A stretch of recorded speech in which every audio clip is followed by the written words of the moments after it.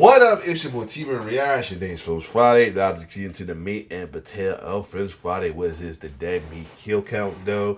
This week was poll week though, and made poll week though. First poll week we consists of not one, not two, but three polls.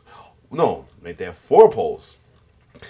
First poll was based off of the was a loser poll, determine which one will be saved from the save and added to the kill count, while other had to go and play in between frogs and creeps. Looks like frogs was saved, thankfully, and creep ended up going to the play-in poll, which will also consisted some newer kill counts and returning newer kill counts, as well as popular, highly requested, popular fan favorites, as well, and stuff to prolong these sequels as well too, which was Mean Ones, A Mousetrap, Lisa Frankenstein, Toy Killer returning, Stepfather and Hills That Eyes, and Creeping Old. With that being said, Lisa Frankenstein and Toy Killer was the play and kill count to go to the next round. And I shake things up with things added with the main poll, and this is what consists of a pair of Pearl and Frogs, Freddy versus Jason versus Ash and Night Warriors and Lisa Franklin, Fresh versus Toy Killer, Puppet Master and It's a Boot of a Knife, and with a landslide victory, kill count, I'm supposed to surprise you, is what the pair was Freddy versus Jason versus Ash and Lisa Frankenstein. Two other fan favorites as well too. It looks like I will do another poll for Fresh and Toy Killer. And as far as the main kill count, the kill count of the day, as one of my loyal person said, we got another Tucker and Dale like winner. Cause if you're not familiar with that, Tucker and Dale was a long time favorite of kill counts, getting overlooked plenty of time to finally getting picked in the poll, and this none other than a franchise as well too, the Freddy versus Jason versus Ash Nightmare Warrior as well too. Lisa Frank being a run up, which will turn along with the ones that's not the ones that didn't hit the least polls. But anyway, this is a sequel. This is a sequel to another graphic comic as well too. This would be the second graphic comic I think that James done as well too. The first was the first Freddy versus Jason versus Ash that they did as well too. Though around the time he did it, he did it at time because of the SAP Afra writer strike going on under that, so he had to do some alternative kill counts for that. So yeah, this is gonna be interesting to do another kill count from a kill count for a graphic comic book, and last time it was pretty interesting. So that being said, without further ado, let's check out Freddy versus Jason versus Ash Nightmare Warrior. Let's get it.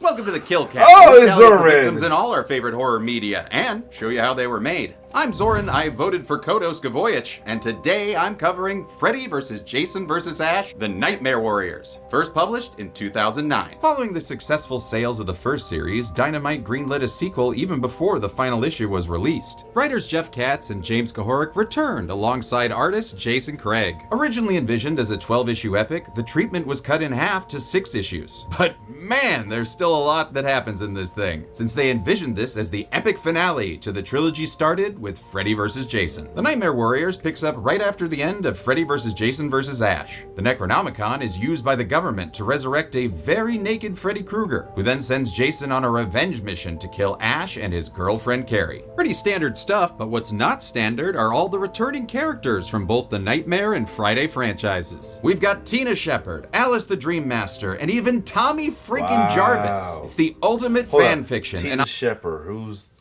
Tina Shepard? Trying to remember. Alright, Tina Shepard's from returning characters from both the Nightmare and Friday franchises. We've got New Blood. Oh, tell the decent girl.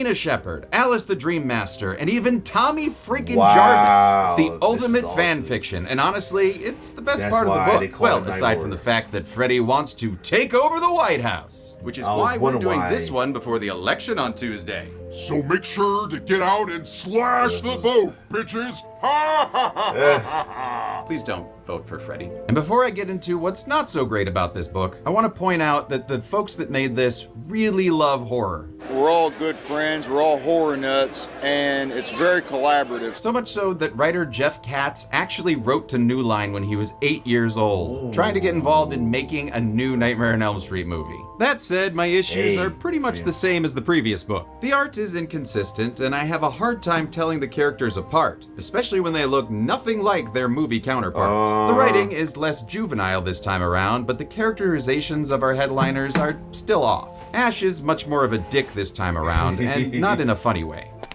Best lock up your equipment before we get there. Gee, Neil, you think of that all by yourself? And here I thought you were a little slow. He also feels more like Sebastian Haff from Bubba Hotep rather than Ash. Freddy is still Freddy, but somehow they managed to make him even more perverted. But thankfully, our saving grace is Jason, who treats us to some truly amazing kills. How many Nightmare Of course, it takes Jason to want to do the graphic kills. Warriors will be shooting down the walls of... There you go. Yes? Secret Service, go. sir. As of 0900 hours, you've been elected president of Kill Count Games. We're here to upgrade your security. Well, that's so nice. I didn't know that was an elected position. What you doing with my butt there? Just standard security upgrades. We'll be setting you up with today's sponsor, NordVPN. It'll keep your internet data safe with next-gen encryption while also protecting you from malicious ads, malware, and websites. Plus, a strict no-logs policy means Nord doesn't track, collect, or share your private data, all while providing you with a kill switch to make sure your data isn't exposed for even a moment. No need. I'm already on the NordVPN bandwagon. In fact, I use their thousands of servers around the world to enjoy streaming sites globally. I mean, just this past month, I watched What We Do in the Shadows from Netflix in Australia, Resident Evil from Netflix in the Philippines, and Tremors from Netflix in Canada. Everything seems in order. We look forward to working with you. Jesus, get out of here. You're breaking James's set. I don't care if you're government officials. And right now, anyone can elect to sign up for NordVPN at a huge discount, thanks to their Black Friday exclusive deal. Just go to nordvpn.com/deadmeat for a 2-year plan, plus 4 additional bonus months. It's risk-free with Nord's 30-day money-back guarantee. That's nordvpn.com/deadmeat, or visit the link in the description. How many Nightmare Warriors will shoot out the walls of heartache and go bang bang onto the count? Let's find out and get to the kills. The out-of-print comic begins when I pay $150 for it on eBay. Boop! Soren! This time the cover art was done by Arthur Saddam, Known as the Zombie King. That's what my mother calls me. who earned that title from his work on Marvel Zombies. That actually crossed over with our main man from Michigan. Oh, me? No.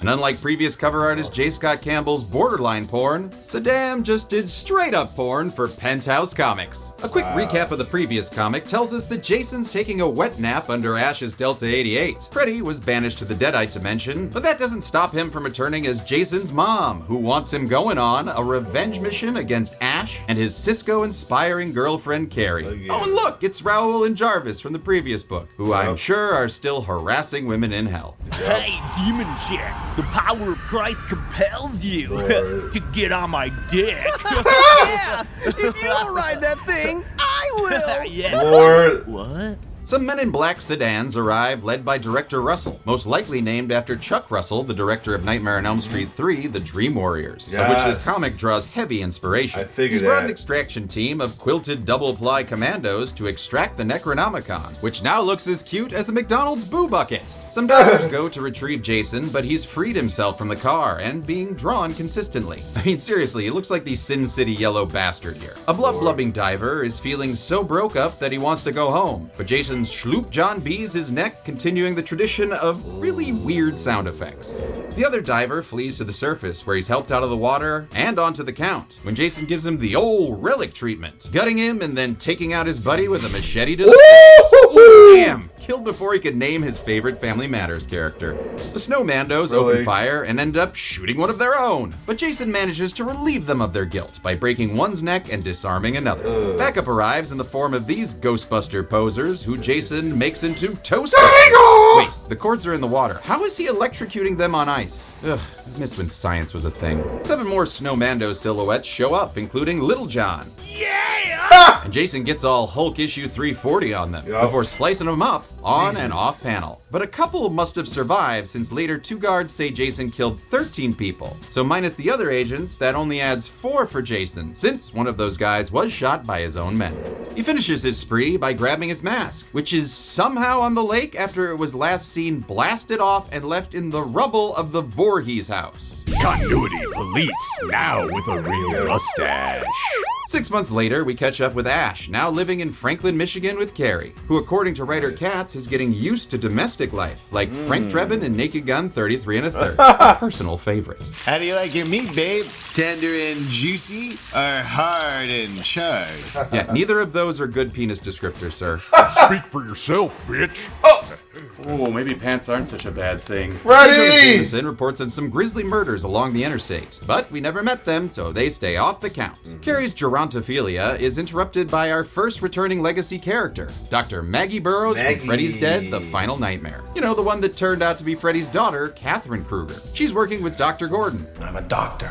No, not that one. This one's the Hypnosil Hawk and Doc from Dream Warriors. What? She's recruiting folks who are focal magnets for the supernatural to help fight beings like Freddy and Jason when they inevitably return. But Ash isn't really a team player and sends her on her way while Jason watches from the shadows. Wait, it took him 6 months to walk from New Jersey to Michigan? That's only 500 miles. Slow-ass motherfucking Jason. Ash goes on a give Jason a moment to kill Carrie beer run, and sure enough, Jason attacks Carrie, who defensively distends her jaw. I guess in an attempt to eat him like a snake. I don't know. All while Ash buys some Red Henry beer, a reference to Army of Darkness. And that's not the only one, as we cut to a theater showing Army of Darkness. Now, how does that make a lick of sense? Well, before I can get an answer, Freddy appears. How about we swap some spit in the back row, little dream master? He's referring to Alice Johnson from Nightmare on Elm Street 4 and 5, who is watching the movie with her grown-up dream child, Jacob. Back in Michigan, Ash returns home to find that Jason has divorced Carrie's head from her body, putting her on the grill when she really belongs in the fridge. And to make things extra awkward, Carrie's parents have arrived for a very fucked up Three's Company episode. You killed my little girl. What? No, it's not what you think. Really? Zoran, I can't let you Ash stop. then punches him out of the comic entirely, grabs his trademark guitar case, and flees while a shadowy camo man watches. Over in Washington, D.C., director Russell is talking to Agent Carter. No, not that one. It's this guy, who looks like Ash for some reason. Russell wants to use the Necronomicon to create an army of monstrous assassins, as illustrated by this Slash Street Boys album cover. He then uses a War of the Worlds tripod to translate the Necronomicon and bring back Al Bundy? Welcome back to the land of the living, Mr. Krueger. Oh, it's Freddy. Jimmy Sorry, Krueger. I didn't recognize your Freddy. Sasquatch thighs, Mr. K. Freddy's return prompts a creepy, totally not foreshadowing a betrayal wake-up from Maggie. Daddy's back. She's in bed with Dr. Neil Gordon, and a knock-knock almost turns this into the movie Knock-Knock when 2 busty girls enter. But before they can ask to see Dr. Gordon's PhD-ick, we learn that this is Rennie Wickham and Tina Shepard. Rennie is the final girl from Jason Takes Manhattan that had visions of that little shitty boy Jason. And Tina is the Telekinetic older woman who's still drawn like a teenager. from Friday 7, The New Blood. Rennie is an empath, meaning she's highly tuned to the emotional states of others, and senses something bad is about to happen. Maggie responds by crushing her hand or whatever. Why they like in some kind of like the way they are portraying themselves kind of like, you know, just Whatever's happening here, and tells her to grab a snack and wait for the rest of the legacy characters. Right. Come on, Ren. Right. There's a cream-filled donut with my name on it in the kind of like fridge, and I lesbian want to get action. to it before Neil does. Just saying. Are we sure this isn't a porno? Right! Crossover fiction. Thank you! Sorry, I was like, what's going on in here? As seen by signs referencing locations from Halloween, Texas Chainsaw Massacre, but no Bixby! Freddy! Here you go. Mustache! His camo stalker wants an autograph, but he's already boarded the train. And he's not the only one, as these two fellas catch a ride. However, Earl and his buddy, we'll call him Val for no particular reason, aren't alone. Uh-oh! Whoa, shit in hell! Jason's here to kill Earl and turn his buddy into Toe Jam. Oh! A railroad crossing sign. Damn, Sign's arm really should have been down. Stephanie Kimball, the grown-up baby from Jason Goes to Hell, arrives. Okay. And she's escorted by her misspelled father, Stephen Freeman, who is very much not a blonde man. The misspellings Right. continue when Tina introduces herself with an extra P. Stephanie just can't take all this inaccuracy, going into convulsions, and showing us she has a true eye for transitions. Oh, wait, Yoshi, grab that smiley flower before we go. Good work, buddy. The train has arrived alongside a trio of douches that make Jarvis and Raoul look like fucking choir boys. You sure got pretty lips. How about we put them to the test, boys? I'm not mad, I'm just very disappointed in you, Nightmare Warriors. Luckily, their casual middle-of-the-day sexual assault is interrupted when Jason cock-blocks one guy for and bamfs this girl in the process. Bamf? Okay, it's not a real word. I'm gonna look this up. Bamf. The sound of a dick machete lightly grazing a woman's face. What dictionary is this? Jason turns his attention to the rest of the droogs, going bowling with this bastard's bean that then helps this other guy get crunk. What? Finishing him off with a gnarly foot stomp. Jason then triumphantly leaves, having saved the girl. For last, oh, Jesus, Jason. Okay, and out of...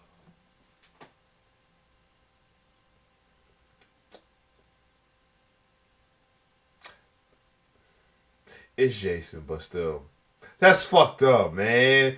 All that, and she said this one is too much for a bun mouth cat.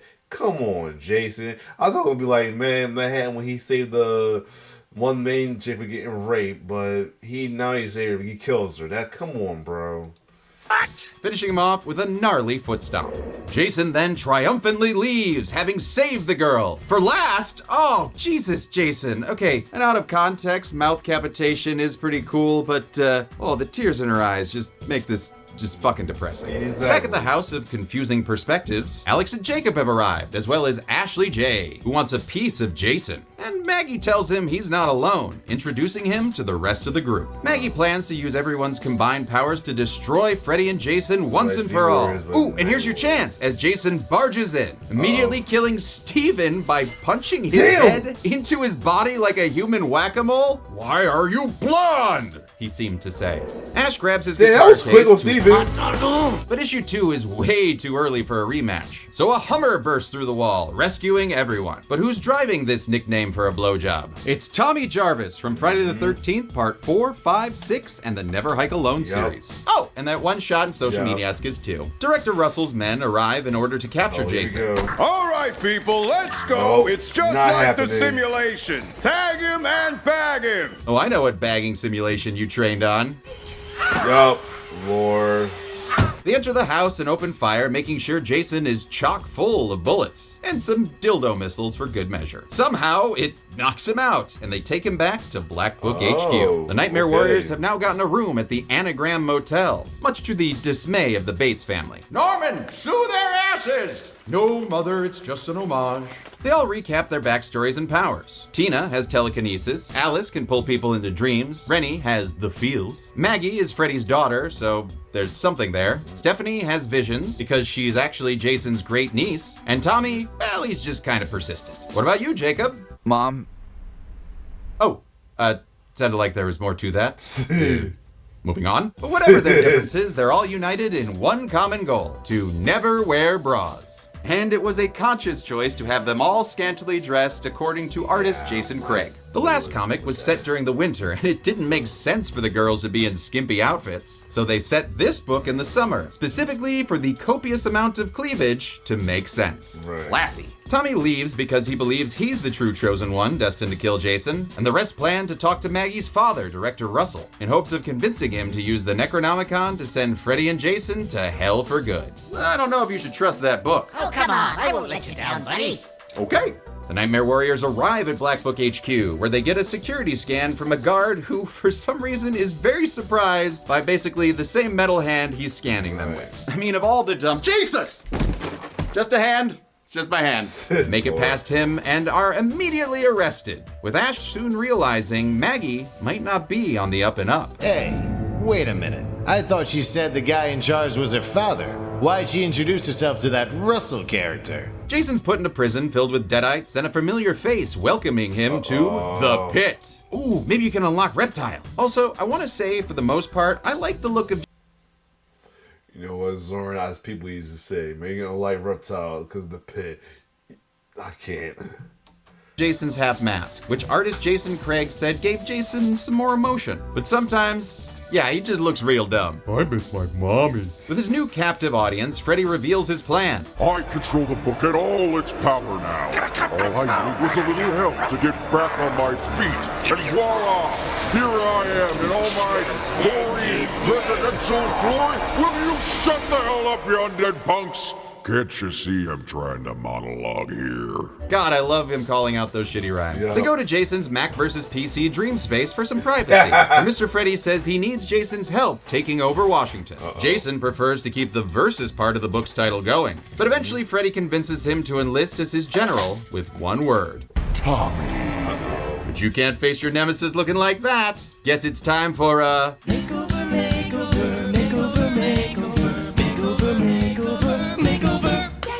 Not Jason with some long ass luscious hair, yo. Stop it.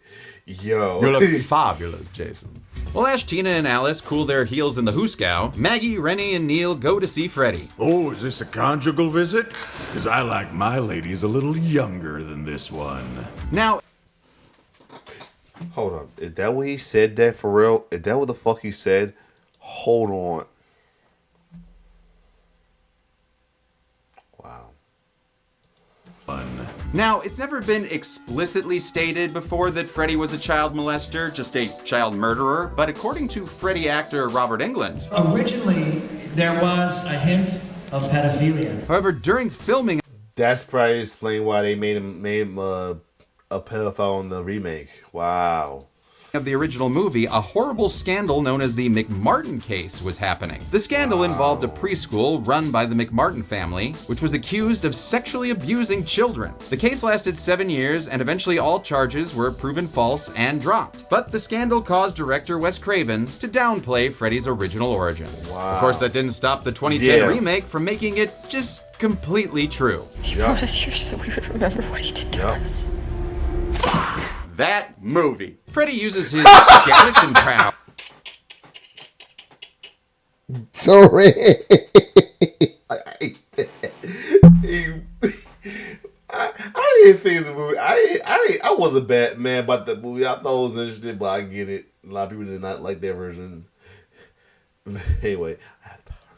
Powers to transform back into Uncle Leo? Hello! Earlier, Russell gave Freddy an all-access pass to the Necronomicon to help unlock its secrets, which allowed him to become one with the book and get a bloodthirst ab trap pick for his Tinder. Director Russell goes after Freddy with his own glove, but Maggie redirects it right into Russell's stomach, leaving him to slowly bleed out on the floor. Ooh! Can't believe you did that to your dad. Gordon Russell wasn't my father. Right, your real dad was Freddy. Well, looks like it's time for a nice family reunion. Now give Daddy a little sugar, sweetums.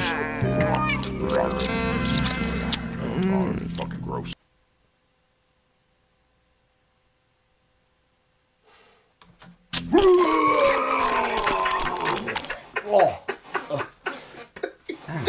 Glasses are nice. Ooh, seriously, this is some yum that So what up? Is this a hill turn from Maggie? it needs to be yucked. It is the single grossest comic panel I have ever seen, and I've read everything Garth Ennis has done. Neil tries to snap Maggie out of it with a kiss, but her reaction leaves him gutted. She then reveals her true name to be another misspelling. Continuity Police, little help? Continuity Police. Wait, did his mustache change? Freddy then turns his daughter into X-23, and she NYX's Rennie off the list of the living. No. Ash convinces Tina to break them out of prison in the most Ash way possible. Use your telecommunications to spring the lock and get us out of here. Love it. As they escape, they're greeted by General Stonewall Jason and his confederacy of Deadites, who then chop, punch, and eat 3 Black Book employees in what looks like a hospital for some reason. Wow. Tina uses her powers to raise the floor or something. Okay, honestly, what is happening right now? I don't know, but I guess the grong means that Jason's cut off from his victims, leaving him and his Wolverine Deadites to find another way out. Hey, watch it, bub. We then end this issue with some super cartoony Deadites before the art style changes completely. Wow. Fruity Torian takes over for Jason Craig for reasons unknown. Seriously, I still have our researcher Bella looking for an answer. Can I please see my family now? No. Torian would later go on to do Wildstorm's Gen 13 comic, and his style is a lot more cartoony than Craig's, taking line work to an extreme. I mean, seriously, what are all these extra lines on Ash's face? After beating a Deadite to death for stealing Krusty Burgers, Ash finds the Necronomicon, but it's being guarded by the translation machine that is now transformed into Predatron. Kruger must be losing his touch. He can't really think a giant erection set is going to take me down. Oh, it's actually a Erector set, not erection set. I know because I just bought one for my kid. Hello, wife. Honey, I'm not sure this is an appropriate toy for our child. Ash fights the Michael Bay Astard and gets in some decent quips. The Michael Bay Astard. Too slow, douche ex machina. Eventually defeating the robot jock with some danger, danger, high voltage. And since I counted the Doppel Freddys in the last comic, I'll add this go-go gadget Freddy to the count. Meanwhile, on the streets of Washington, this hunky Roy and his friends take out 5 civilians. We got 3 decapitations for Jason, a severed head for this jumpy fellow, and a guy with just really high blood pressure in the back. Wow. And I'm not gonna count this creeper's sleeper hold victim because wrestling isn't real. Okay, I know people say that sometimes. It's scripted, yes, the outcomes are predetermined, but the things that they're putting their bodies through, that's... What's wrong? You're about to fight. You ain't supposed to say that, man. Hey, we know, but... Yeah, tell him, James. It's real, man. The emotion that they evoke, that's fucking real, man. You think these broken Let him know, fake? Jason. Let him know. Let him know. Oh my God, call him Jason. Let him know, James. Let him know. Jason notices a homeless man and gives him some spare machete, but it turns out he's actually Tommy Jarvis in disguise. I was meant to be the one to send you back to hell, even if it cost me my life to do it. Here, die, you filthy bastard! Die! Die! Die! Just like he's in, and this plot point is so dumb, honestly it could have come out of a pitch meeting video. So I was thinking that Tommy Jarvis could pull off his Mission Impossible style mask and reveal he was the homeless guy this whole time. Why'd he disguise himself as a homeless man? Couldn't he have just wandered the panic-filled streets undetected? Unclear. And how was he able to make a perfect human mask? Because as a kid he made monster masks and he spent 25 years perfecting them instead of killing Jason. Yeah. And then he just starts firing 2 guns indiscriminately, knowing that bullets do nothing to Jason. Huh. This isn't very good, is it? No. Tommy's random gunfire ends up canceling one non-Disney gargoyle with deadly force, while another 2 take him back to the White House for safekeeping, all while Jason returns to his 3D roots. Whoa! Back at the Universal Tram Tour, Jason Craig returns to do the art for Jacob's Rika Rika Thump Thump dream. Turns out Stephanie is hardcore Team Jacob and seduces him with her ever-changing hair color and nightgown opacity. Jacob's so trembly at the thought of sex that he blows his load, which prompts this inhuman Stephanie to stop the seducer and go full Medusa. Jacob's cries are picked up by his mom, so she Terminator balls herself, Tina, and Ash into Jacob's dream. They confront Fred Freddy, who rehashes his "here's how they tried to kill me" bit. I mean, they tried burning me. They tried burying me. Hell, they even tried holy water and forgetting me. Then they tried rebooting me. And yeah, that worked pretty good. It's been about 14 years since my last appearance. Check out that Goldberg's cameo, which of course, I do not. Freddy reveals that he's skinned that cat Stephanie, who's now lying on the floor looking like a Hellraiser Julia. Ash won't stand for that and goes on the attack. You're just like Disco, Kruger. Ha! You should have stayed dead. And this line harkens back to one of my favorite quips from the Evil Dead Hail to the King video game. Say hi to Disco for me. And that's about all I liked about that game. Freddy refuses to kill Ash and instead takes Jacob back with him to the White House. Nice. With Jacob gone, they realize they're actually in Stephanie's dream and try to save her by putting her skin back on before they all wake up in the hotel room. So I guess Alice can just teleport people like Nightcrawler now. Sure, whatever, who cares? Across town, Jason's killing spree has entered the halls of Congress. Not by the hair of our... Oh, nope, you're in. And you've killed 12 senators and congressmen. Whew, talk about a killabuster. The mayhem continues outside the White House, where a Secret Service man takes out a Deadite, while another swallows this guy's soul. And then we see 2 bodies here on Elm Street, Vania Avenue. Well, inside we have 4 more bodies that add 8 to the count with a hop, skip, and a jump rope girl. The presidential address reminds us that this comic was made during the Bush administration. My fellow Americans, people thought I was out for good, but I was just down for the count. Now I'm back. It's been too long since I've shared my special brand of whiz domination with you. And if that wasn't terrifying enough, Bush reveals himself to actually be Freddy Krueger, who's instated himself as the new President of these frighted states. My fellow Ameribitches, before the election on Tuesday, I wanted to make sure you knew where this knife-hander-in-chief stood on all the issues. I believe in no taxation without a good asphyxiation. Give me you're tired, you're poor, and I'll slash the masses till they no longer breathe! Yet I'm no monster, your body, your choice. So this election day, vote for Frederick Charles Krueger, because I can guarantee you the last thing I want America to be is woke. Lord have mercy. Jesus. Vote! Ash plans to storm the White House by mixing metaphors and raiding the local pawn shop for supplies, like double machetes, double handguns, and a chainsaw and boomstick. It ain't much, but it's gonna have to do. What do you mean? It's exactly what you use every time you fight anything. Why the hell did a pawn shop have a chainsaw hand? I only have one because I bought it online without telling my wife.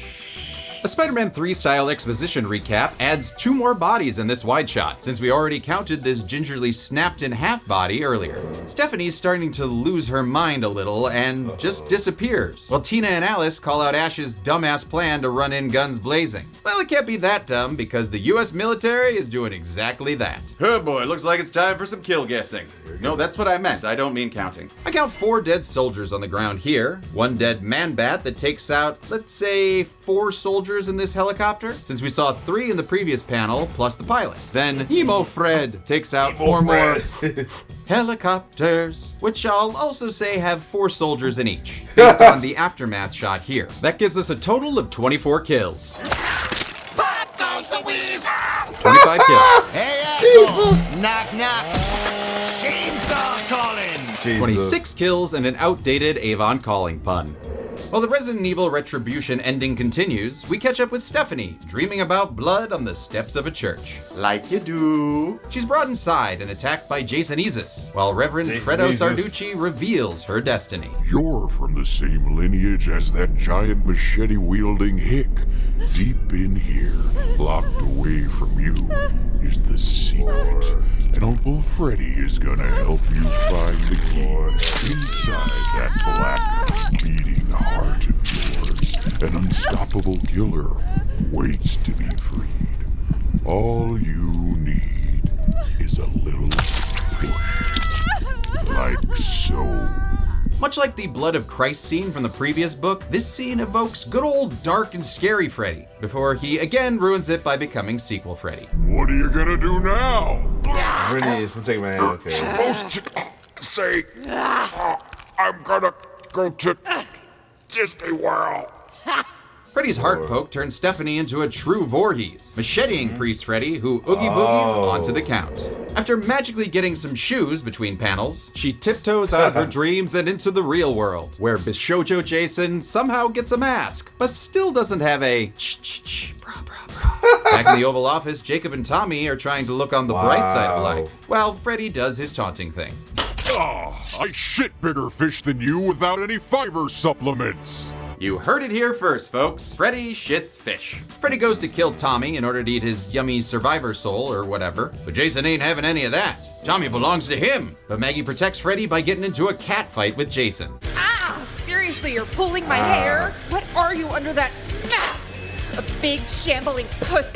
Nope, not saying that. It's a good thing that Nope, not saying that either. Secret Wishes Freddy makes a knockoff Wolverine sound before asking Jason, do you have a flag? No? Well, here you go! Woo!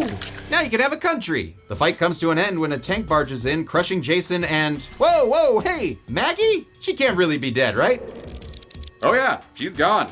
Damn. All right. The tank sounds like a distraught Stimpy before it blasts Freddy I won't be surprised if he added to the dull machete.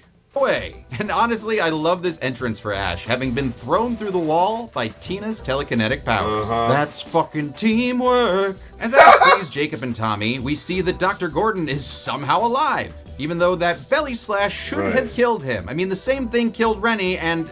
wait, is George Washington wearing a hockey mask back there? Where was I? Oh yeah, then now black-haired Alice confronts Freddy like she's raiding a tomb, but she realizes she can't defeat him with guns. Finally, someone gets it. And her dream powers have taken too much of a toll on her body to be effective, so she sacrifices herself in order to pass her powers onto her son. I'm the Dream Master now, Kruger! Wow. And those souls include Freddy's mother, Amanda Kruger, as well as the Dream Warriors, Kincaid, William Zabka? You know, the real hero of the Karate Kid series. The final battle kicks off with a... I mean, don't do that again. Just don't do that again, Zoran. I hate people who twist that shit up. Amanda using her helicopter-sounding Raiden powers to, dear God, kill all the Deadites? And I thought kill counting a comic would be easy. Okay, I can count 177 in this shot and 168 in this one, and I guess I'll go with the larger number since there is some overlap. So we can add 177 Deadites You better not be counting bastard skellies. I'm charging overtime for this! Approved. Yes! Well, it's hard to tell which of Jason Craig's circle heads have flesh, but I can definitely see 12 Mr. Skull heads, so subtracting those, we can add 165 to the count. Haha, oh, I love overtime. This cavalcade of cameos harkens back to a scene in the previous book, where Freddy resurrected Jason's victims. And it's not just Dream Warriors here. We also see Spencer Lewis from Freddy's Dead, Tina from the OG film, with her trademark sword. And who could forget Punch Girl and Swipe in Half Guy? Yeah, I have no idea who they are. With his army defeated, Freddy takes his rage out on his ghost mom. Wait, how did he Oh, he stabbed into Jacob. That's clever. With Jacob's concentration broken, Amanda, nuns away! Nuns away! Leaving Tina to take care of him while Freddy enjoys a little snack. But I know what cocktail will hit the spot. Some ghostly, soul-quenching martini! Freddy drinks up the teens that also should have disappeared when Jacob was stabbed, but no time for explanation since Jason has returned. And I love the little cartoon cutout for where he comes from. Ash and Tommy argue about who gets to kill Jason. No, I need to be the one to put Jason down for good. You can't do it. Only I can. Get over yourself, punk. This isn't a video game. But if it was, I'd be covering it on the first Friday of every month since I'm the new Dead Meat Game Daddy. By the way, I know I haven't done anything since Resident Evil, but I will think about it. Oh, I immediately regret that name. Ash forfeits his game of rock, paper, chainsaw to go help the girls, while Tommy and Jason have the fight he's been hyping up for decades. Ooh, let's watch. You just kept killing and killing and killing, but you never got me, and you never will. Yeah. You never will.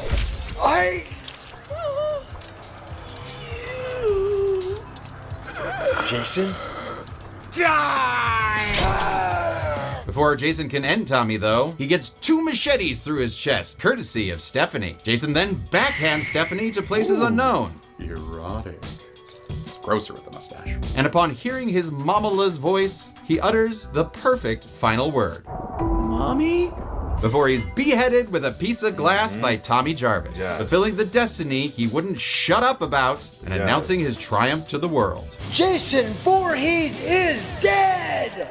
And it even happened on page 13. That's fun. With Jason dead, it's time for Freddy to get his. Yes. Ash hands the Necronomalama Ding Dong to Gordon, who rightfully doesn't know how to read its blood ink Sumerian. But luckily someone's there to lend a ghostly hand. It's okay, Neil. Is that Nancy? I'm here now. And together we're going to stop him. Ash and Freddy duke it out for a bit before he sees Jason's dead body and swallows that soul, giving him a little Quado. Open your mind. But before he can, Gordon's ghostly translator is revealed to be Nancy Thompson from the first film. And she's translated the only 3 fucking words in that book. Quatu Rata Nikto!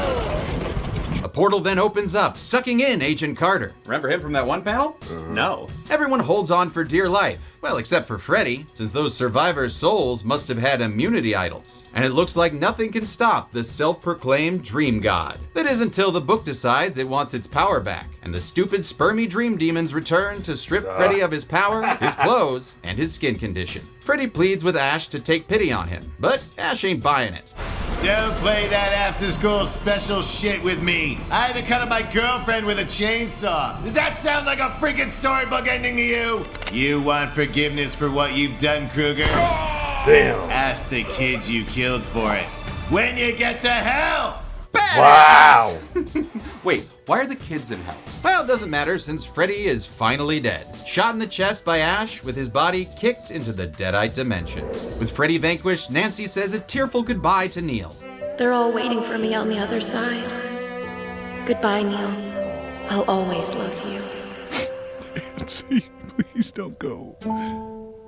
And the next day, we get an epilogue. Stephanie and Jacob survived, and Tommy has been put in charge of training the survivors in case Freddy or Jason return. Those kids are your #1 responsibility now. They've been through the war and are going to need someone to look after them. And I can't think of a better captain for these Nightmare Warriors. Hey, that's the name of the comic! Ash gets some sugar and a motorcycle that seems custom made for him. Don't know when he had time to buy that. He then takes off for a new life in Texas, even though now we know his true dream is Jacksonville, Florida. We of course get a tease that Jason will return since his body has disappeared. And as for Freddy, well, for that we travel back to Springwood, Ohio in 1964, where the police are celebrating his arrest. 2 years before he's arrested, according to Freddy's dead. Continuity police. Oh, come on, that's just silly. A time-displaced Agent Carter, remember him? I have work to do. Finds Freddy's arrest warrant that was never signed correctly, thus leading to Freddy's mistrial. So he goes ahead and signs it himself, which is still an issue since he's from the future and no one knows who the fuck Wesley Carter is in 1964. But it works, and Freddy, much like Ernest, goes to jail. Though it still looks kinda cloudy with a chance of child molesters. How many legacy characters will we no longer see after Freddy's State of the Boonian address? Let's find out and get to the numbers.